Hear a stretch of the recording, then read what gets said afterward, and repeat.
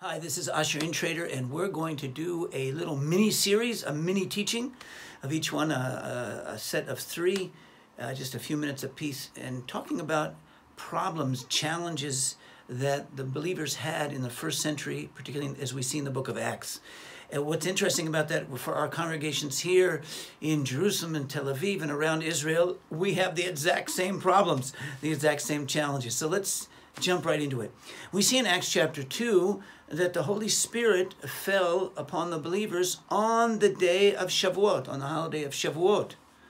Well, that raises a question. Is there something special about the holidays to receive the Holy Spirit? Can you only receive the Holy Spirit on that? What's the connection between them? We have people all around the world asking us, are they supposed to celebrate the holidays as well? When the disciples went out from Jerusalem, the Holy Spirit would fall in other places that were not on the holy days.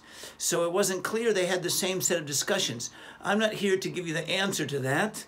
I'm here just to say that they had to deal with the same questions.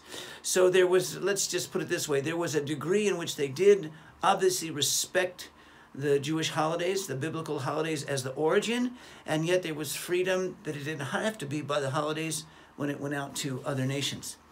It's also interesting that when the Holy Spirit fell on that day, that there were actually two groups of people.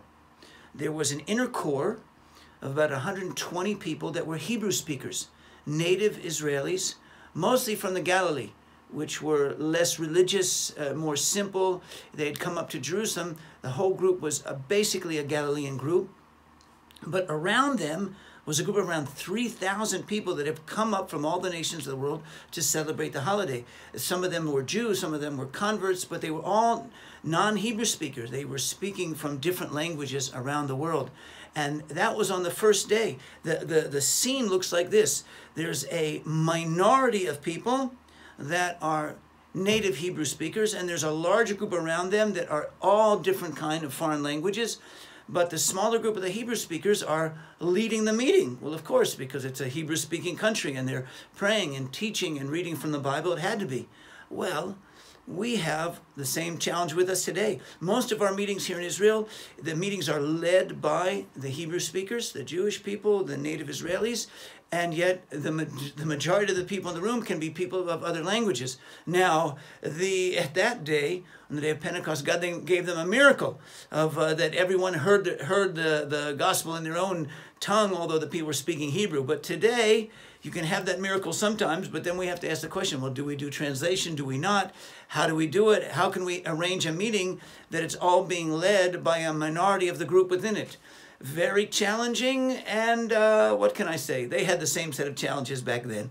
The last thing I wanted to mention was that as soon as they started speaking, they had to, Peter started to say, hey, look, we're not crazy, what it looks like. And something happened. They were open to the work of the Holy Spirit.